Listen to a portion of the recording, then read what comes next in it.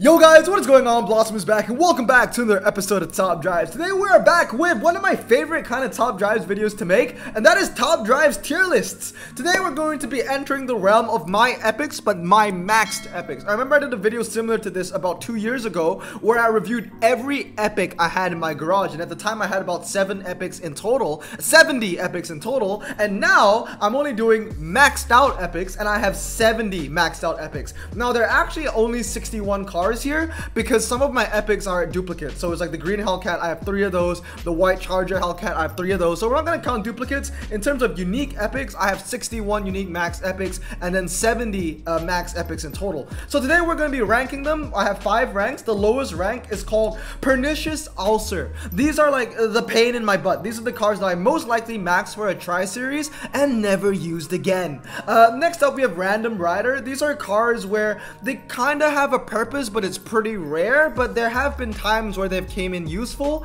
The third one is Frequent Provider. These are cars I use from time to time, usually in clubs in like a B team, C team kind of situation, and then once in a while there might be a multiplayer event where the car will be useful. And then on top of that, the second highest rank is Daily Driver. These are cars that I use all the time, but they're only slightly short of the highest rank, the Kaiser, which basically means the Emperor. I wanted everything to rhyme, I'm pretty sure you can tell. Basically, highest rank are epics that I use all the time. Whenever I'm like doing like a club event, it's like the first car I think about. It's like the main car, and I build a hand around said car. You know what I mean? Daily Driver is kind of like, oh, I have 80, maybe like 73 RQ left, and this is the first 73 RQ that comes to my mind. But the Kaiser is like, I am making my hand around you. So without further ado, let's get into it. And also I'm doing this in alphabetical order, so this is pretty cool actually. All the Chevys, I have 8 unique max Chevys, and they're all in one line, which I think is really cool. And then right below that is a perfect line of Dodge. It kind of just worked out perfectly like that. But anyway,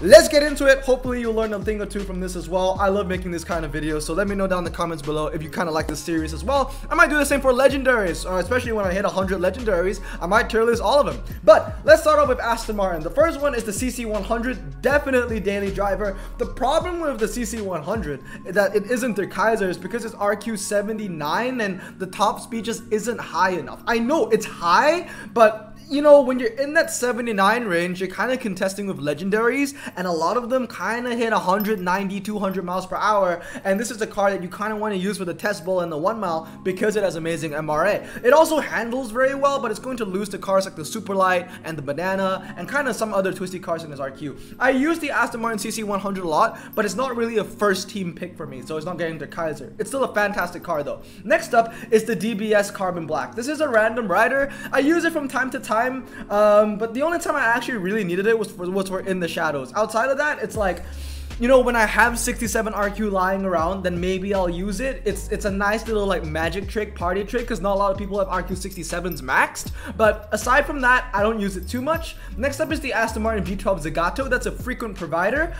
Basically, the Zagato is basically a cheaper version of the CC100. They handle the same, they weigh about the same, they have similar 0 to 60. What sets them apart is that the Zagato doesn't really have MRA. The CC100 has about 100 MRA, but the V12 Zagato has like maybe, I think, 80, 70 something, so not very good, but it's a twisty car nonetheless, and I do use it from time to time. Now let's move on to the Audis. I have 3 unique Audis max. The first one is the RS3 Sportback. It's a bit of a random rider to me.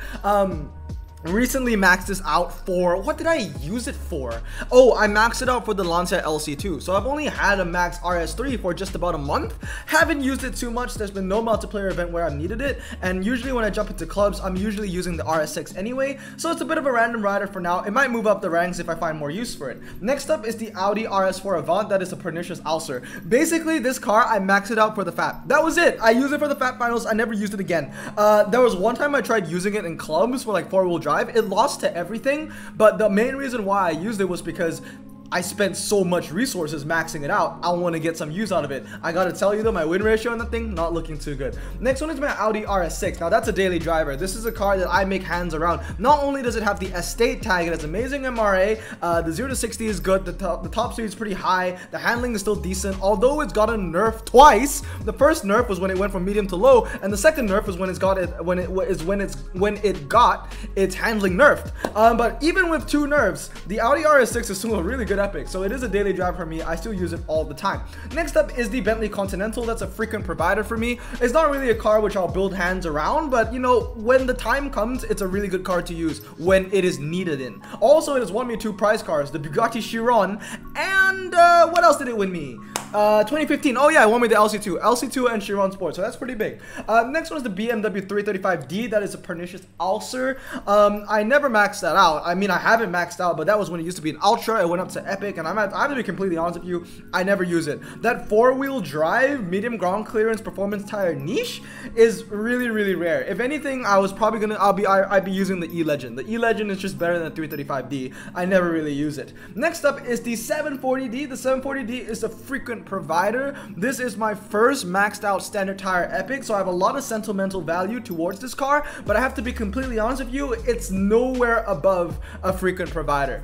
Next up is the BMW 750X Drive. Now this one's pretty interesting because I actually use this car a lot. I don't think the stats on it are really fantastic. The 0 to 60 is low, but the problem is the handling on the 750 is actually really, really bad. It's only 82, which is a huge shame, and it will lose out to all the Volkswagens and the Twisties. But you know, it's the first, like, I guess big standard tire 4-wheel drive car I got, because I got this car basically like an entire year before getting the CT6. So I've used it a lot, and I have to say it does deserve the daily driver tag in my opinion. Moving on is the BMW M3 Cs. That is the Kaiser.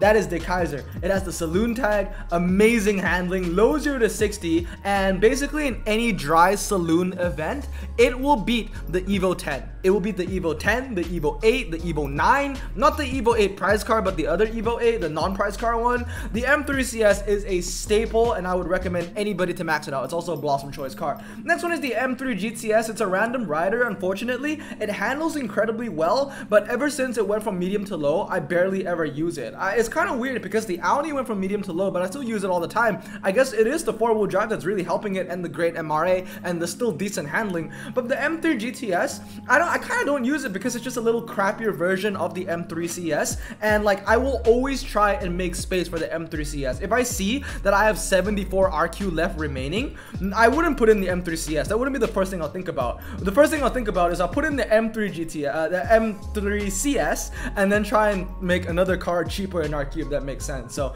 M3 CS always gets priority. Next up is the Cadillac CTS, sorry about that. Cadillac, I had a hiccup there. Cadillac CTS, that is also Der Kaiser. Ever since I got that, it kind of made the BMWs irrelevant, because not only do they have a low 0 to 60 and decent MRA, they also have incredible handling. The Cadillac CTS I use all the time now. I use it in dailies, I use it in clubs, I use it in basically everything. I love the CT6. Next up is the Cadillac XT5. It's a random rider. It's not bad by any means. I never maxed it out as an epic. I maxed it out when it used to be Ultra, but it is actually a very decent Ultra Rare. I mean, it's an all-surface tire car, really cheap in RQ, 85 handling. It's a good bang for your buck. So if you had this as an Ultra and you maxed it out back then and went up to epic, that's actually a pretty decent plus, pretty decent positive. Next up is the Caterham JPE, also a bit of a random rider. The problem was I maxed it out before the introduction of European Revolution. Before European Revolution, before all the Donkerforts, and before I got myself the super light, the JPE was actually, I would say, a daily driver. But ever since I got the Donkerfort, ever since I got the super light and the Lotus 211, you know, the JPE has kind of just been going down the pecking order, and unfortunately now it's a bit of a random rider to me. I barely use it anymore. Next up is the Superlight. Needs no introduction. That is Der Kaiser 100%. Next is the Camaro Z28. This used to be Der Kaiser for me because this was my first maxed out epic, but then eventually it became daily driver, then frequent provider, and then random rider, and that's where it lands. So it's pretty unfortunate to see the downfall of the Z28. It's also one of those cars that used to be medium that went down to low. Next up is the Camaro ZL1. Same thing here, random random rider. Actually, to be completely honest with you, pernicious ulcer. The main problem with the ZL1 to me is I maxed it out the wrong way. My ZL1 is 323, and literally because it's 323, I never want to use it. So basically 323 is a huge oof. Same thing with the ZL1 convertible. I barely use it because it's also 323.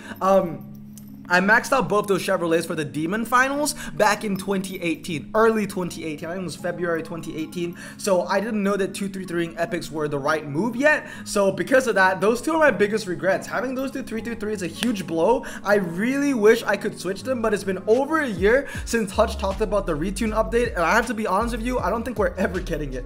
Next up is the Chevrolet Corvette Grand Sport. That's frequent provider. It's the same with the Z51. Both of them are just really reliable twisty cars that are just not as good as the Viper nowadays, but I still use them from time to time, and I like to use them in clubs because 98 and 99 handling is nothing to take for granted. Next up is the Chevrolet Corvette Z06 and the Lingenfelter. They're basically just slightly better versions of the Grand Sport and the Z51. I know what you're saying, the Grand Sport is 99 handling, how is it lower? The problem is the Chevrolet Corvette Z06 is just a better all-rounder, 3588 to 3889, and the Lingenfelter has 85 MRA, which makes it the highest MRA for any of the Corvettes in the game, especially Epic and below.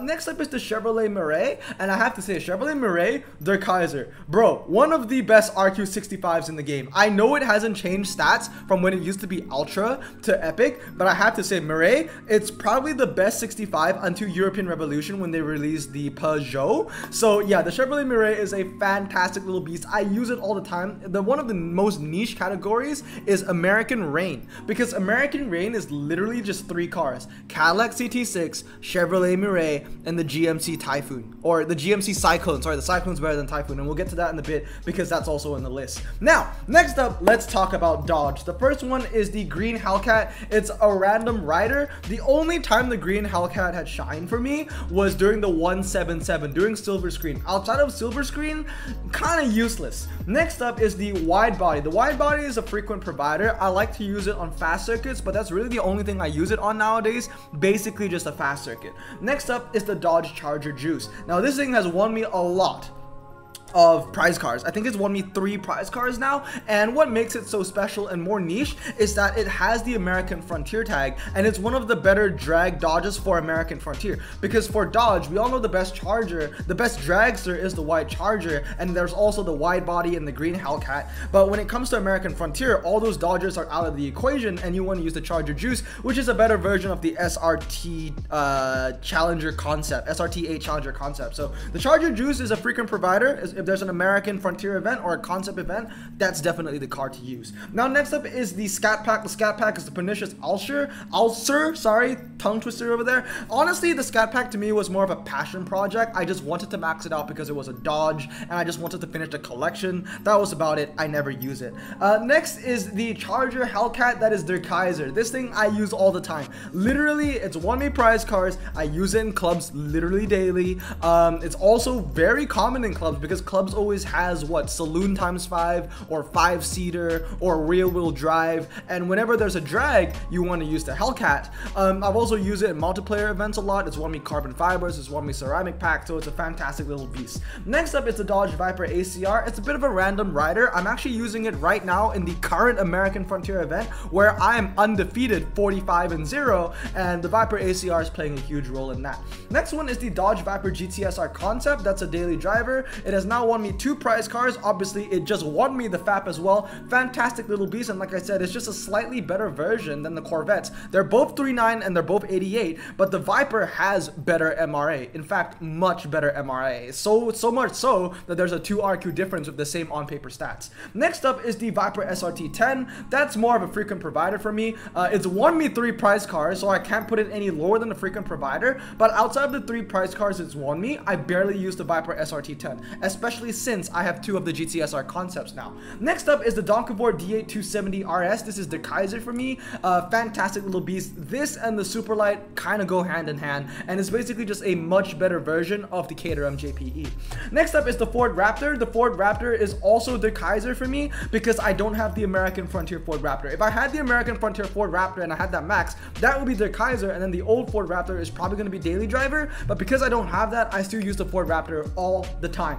Next up is the Ford Mustang FR500. That's a bit of a daily driver for me. And then the Ford Mustang Gt4, which is actually their Kaiser. What makes the Ford Mustang Gt4 more attractive and more useful is because it handles better and it has less RQ. Although the MRA isn't as good, at the end of the day, you're using both of these Mustangs on twisty track sets, right? And when it comes to the twisty track sets, the GT4 takes more of the wins, especially on G4s and slalom and twisty road. So I have to give it to the GT4. It is honestly a better car. You get more handling for less RQ. Although this Mustang has more MRA, it really doesn't matter because if I want to use a drag, I'm going to use the Charger SRT Hellcat. Next up is the Gmc Cyclone.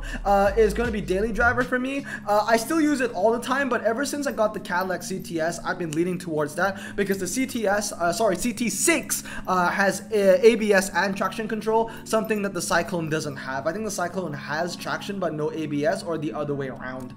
Next up is the I-Pace. The I-Pace is 100% their Kaiser, needs no introduction. It covers so many niches: low 0 to 60, decent handling, four-wheel drive, medium ground clearance, standard tires, you name it, it has it all. Next up on the list is the Range Rover Defender Works V8. It's a frequent provider. The problem with the V8 is that although it's won me prize cars, and although, you know, it has that four-wheel drive off-road tire niche, because the handling and the 0 to 60 is kind of mediocre, it does lose to the Ford Escort Rally Spec sometimes. So I am a little bit cautious of using it. Unlike the Ford Raptor, the Ford Raptor I can use with full confidence. I know it's going to beat the Colorado on most track sets. It's going to beat, you know, the Lancia 037 and the Porsche 924. It's not the same story of the Land Rover Defender. The Defender does lose to the Ultra Rare sometimes, so you have to be cautious about that. Next one is the Lotus 11 Supercharged. That's daily driver. I love this car, but it's just not as good as the Superlight and the Donkavort. Next up is the Lotus 265. That's going to be a frequent provider. It's a weird one, the 265. To me, the 265E is a Lotus 340R killer. So if I have the RQ to play with, I would be using the 265E over the Lotus 340R. It just goes to show how good the 340R is. I need a car that has basically 15 more RQ to beat it. Next one is the Mercedes AMG Clk Dtm. Frequent provider once again. Amazing drag German car, and definitely is a lot better than the Mercedes AMG GT, which has now become a random rider for me. The Mercedes AMG GT was my German epic dragster, but then I got the AMG Clk Dtm, which just turned out to be a way better car. Same 0 to 60, but the Clk Dtm has much better MRA. In fact, it even beats the Hellcats on the drag, which is insane. So next with the Mitsubishis, we have the Lancer Evo 8. I think that's an 8. Let me know if I'm wrong. That's a daily driver. I still use it all the time. It's a bit of an OG, withstood the test of time. I had it since day one, and the only thing that's better than it is my Lancer Evo 8. So I think this is 9 and this is 8, and that is obviously their Kaiser. I mean, it's a prize car. It's absolutely fantastic. Next up is the Nissan Patrol Nismo. That's a pernicious Alsher for me. To be completely honest with you, never ever use it. Next up is the Pagani Zonda C12. It's a bit of a random rider. Here's a fun fact for you guys. The Zonda C12 is the only Italian Epic I have max. In my entire garage, I only have one Italian max Epic, and that's the Pagani Zonda C12. And to be completely honest with you, I don't use it too often, because if there is going to be a drag, as you guys know, I'm always going to use the Charger SRT Hellcat, and I would also prefer using the Aston Martin CC100. I mean, the CC100 has about the same MRA, lower 0 to 60, they handle the same, and the C12 does has a higher top speed by 5 miles per hour, but for the most part, I lean towards the CC100. I barely get used out of my Zonda C12. Next up is the Peugeot 207 S2000. This is going to be a daily driver for me. It's a huge bang for your buck. For 66 RQ, you can turn 66 around and get 99 handling. Super lightweight car, amazing little RQ saver. It is really ugly though, not gonna lie. Next up is frequent provider for the Peugeot E-Legend. Like I said, it's a slightly better version of the other four-wheel drive medium ground clearance car that was four-wheel drive. It's slightly better. It's a lot better actually than this BMW. The BMW is a pernicious ulcer, tongue twister again. The E-Legend is a frequent provider. I do use it from time to time, but it's not like, it doesn't deserve daily driver because I don't really make hands around it. Next up is the Porsche RS4. Once again, it's a frequent provider. If I maxed it the right way, I would have put it in daily driver, but my Porsche RS4 is cursed. It is 323. I know, I'm sorry. I shouldn't have listened to my friend. For some reason, my friend told me 323 Gt3 was the best for the RSR. I listened to him. That was my fault. Shame on me. Next up is the Porsche 911 Carrera S. It's a bit of a random rider. This car, just like the Camaro Z28, has fallen far from grace. In the back in the day in 2017 when I got it, or 2018, it used to be at least daily driver, maybe even Der Kaiser. But as I got cars like the RSR, and then I got cars like the 211 and the Superlight, the RSR has kind of just dropped down in the pecking order. Next up is the Porsche 911 GT2, and I would have to say it's also a freaking provider. It's won me a couple of prize cars, won me a couple of events. It's a really good car for the 2000 events, basically. So it's a frequent provider. I use it from time to time. Next up is the Porsche Cayman Gts. It's a pernicious ulcer. The saddest thing about the Cayman GTS was that it was useless. I have it maxed, and it was useless in the 2010 to 2014 challenge for the Citroen GT. Every car in round 23 beat the Cayman GTS. I couldn't use it anywhere. So it's honestly an incredible failure, and I have nothing good to say about the Cayman GTS. Besides the fact that it has a Japanese car plate. That's always cool. Next up is the Range Rover 5.0 V8. It's a frequent provider just because it is a fantastic dragster, and honestly, if the RQ permits, I'll be using that because it will be the G63 and the Trailblazer SS. Next up is the Roof RCT. It's a bit of a random rider. You know, whenever there's a 90s event and there's a drag, I'll probably use the Roof RCT. I maxed it out obviously for using the Yesco, and I'm just kind of happy that it didn't turn out to be a pernicious ulcer. Wow, what a tongue twister that is. Pernicious ulcer. I always say pernicious ulcer. I gotta fix myself. Next up is the Spiker C12 Zagato. It's a pernicious ulcer. Barely ever use it. I want to give it a chance. It has a very low 0 to 60 and a very high top speed, but the problem about it is that it just doesn't have MRA, and anytime you want to use a drag, it's always going to be the Charger SRT Hellcat. You always want to make space for the Charger SRT Hellcat, and if you don't have enough RQ, then I'll try and make space for the Juice. So unfortunately, the C12 Zagato just isn't it. Next up is Peking to Paris. It's a bit of a random rider for me. It's weird because the Peking to Paris is actually a really good SUV, but I haven't used it much. I think I've used it like twice in events, and I never use it in clubs because obviously if there's off-road in clubs, the only time I'm going to be using an all-surface tire car is a car that really knows how to drag, and if it isn't going to be that, then I'm probably going to be using, well, yeah, I mean, honestly, when it comes to all-surface tire drag cars in clubs for off-road, if I'm not using the Rover, I'm not going to use the Peking, because if I have enough RQ to use the Peking, I'm probably going to try and make more RQ to use the Lamborghini Urus instead. And I also have the Bentayga and the Range Rover and the F-Pace SVR, which are all better versions of the Spiker D12. So unfortunately, I don't use it too much, but it is a good epic to be fair. Next one is the Volkswagen Phaeton. It's a freaking provider. I know, I just maxed it, but like I said, it handles pretty well, and it handles better than the BMW. So I've seen myself actually kind of gravitate towards using the Phaeton more than the 740D and the 750D, which is pretty interesting. I have the other Volkswagen as well. I think it's the Volkswagen CC, which handles even better. Maybe when the time comes, I will max it out just because it handles very well. Next up is the Volvo S80 V8. Once again, kind of same situation here. You can't really go wrong with a four-wheel drive standard tire epic. Honestly, as long as they handle, they're going to be pretty good. So, you know, same handling for a little cheaper RQs, lower 0 to 60, slower 260, that's what I mean. But at the end of the day, I still use it from time to time. The last two is going to be the XC40 and the XC90. The XC40 is a random rider, kind of like the Peking to Paris. It's actually a decent epic. It's actually a decent all-surface tire car. The problem is, it's just that, you know, when there's an off-road tire event in clubs, I'd rather use cars with off-road tires like the MG Metro Turbo or the Peugeot T16. So it's very rare. The only time I use the Peking to Paris and the Volvo XC40 is when there is an all-surface tire ×5 in clubs, or there's a multiplayer event where you can only use all-surface tire cars. If it wasn't for those, I probably would be using actual off-road tire cars, like once again, the Ford Raptor or the MG Metro. Last but not least is the Volvo Xc90. That is a pernicious ulcer. Probably that is my most hated epic that I had to max for a prize car. I maxed the Volvo XC90 to get the Viper Gtsr, and I have to be completely honest with you, ever since I won the Viper Gtsr, I never used the XC90 again. So that's going to be a pernicious ulcer. But there you go. That is my entire list. Let me know if you agree or disagree. I wish I could put my wide body in a higher slot, but to be completely honest with you, as long as the Viper GTSR and the Dodge Charger SRT Hellcat exists, the wide body just isn't going to be the better car. I mean, the only good thing about it is the fast circuit. That's about it. But that's going to be my list. Those are all my Gtsrs, my top epics that I use all the time, my daily drivers, which are epics I use a lot. Then we have freaking providers. I mean, honestly, this is the first time I'm making this tier list, and it actually looks pretty well balanced. You know, most of the cars are in the middle tier, and the least cars are in the top tier. So that's actually pretty cool. It's actually pretty well balanced. So I'm pretty happy with that. But anyway, let me know what you think about my list in the comments below, and let me know if you want to play along. I have the link in the description to my tier list. Actually, I'll just have a link in the description to my tier maker account, because I have made a lot of Top Drives tier lists if you want to play along. But anyway, I hope you guys have a great day. I'm going to stay safe, wash your hands, and blossom out. Peace.